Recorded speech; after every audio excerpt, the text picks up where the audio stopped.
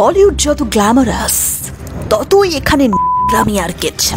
আজ বলিউডের সব দিকগুলো এই ভিডিওতে আমরা তুলে ধরবো। ছাড়া নায়িকারা থাকতে পারেন না। পা টলতে টলতে গভীর রাতে বাড়ি ঢোকেন কেউ কেউ, কেউ রাত কাটিয়ে আসেন পরপুরুষের সাথে। কেমন ছিল তাব্বু, হেমা মালিনীরা?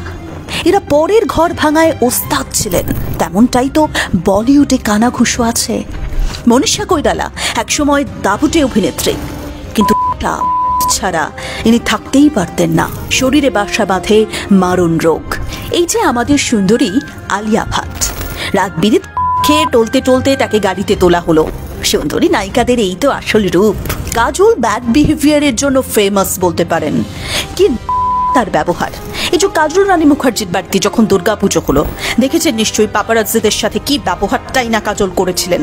জয়া বচ্চনের ডিটো বলছেন অনেকে কাজলকে। যখন তখন মানুষের সাথে দুর্ব্যবহার, ছি ছি করছে নেটিজেনরা। দীপিকা তো একসময় ডুবে থাকতেন, এখন অবশ্য উন্নতি হয়েছে কিনা জানা যায় না। এদিকে অজয় কাজলের মেয়ে নায়সা, টলমল পা নিয়ে গাড়িতে উঠতে তাকে তো বহুবার দেখা গিয়েছে। প্রায় ৩০০-র বেশি মহিলার সাথে সম্পর্কে ছিলেন সঞ্জয় দত্ত। তিনি নিজে স্বীকার করেছিলেন সে কথা। এত ভালো অভিনেতার ব্যক্তিগত জীবনটা দেখুন। এদিকে তাব্বুর জন্য নাগার্জুনের বিয়ে ভেঙে যেতে বসেছিল। অজয় দেবগনের সাথেও তার সম্পর্ক মাখো মাখো ছিল বলেই শোনা যায়। সলমান খান ভালো মানুষ বলেই সবাই জানেন, কিন্তু এত বদমেজাজ অভিনেতার অনেকের ক্যারিয়ার শেষ করে দিয়েছিল। অভিষেক বচ্চনের ক্যারিয়ারও থমকে গিয়েছিল। আর অরিজিৎ সিং এর সাথেও খারাপ ব্যবহার ভাইজানের, এ কি মানা যায়? কখনো পেয়ার হ্যাড ছবি হিট হয়েছিল তো ব্যাপক। সেই সময় নেশায় চুর হয়ে থাকতেন আমিশা ব্যাটল।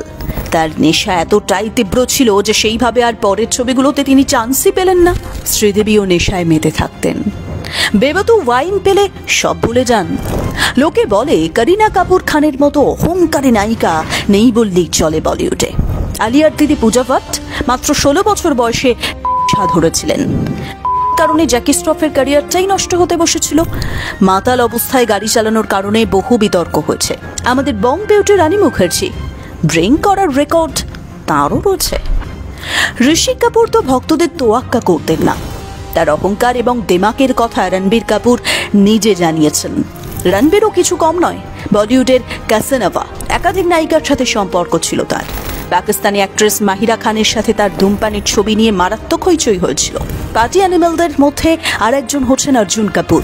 তিনি নাকি সমস্ত ধরনের আসক্ত ছিলেন।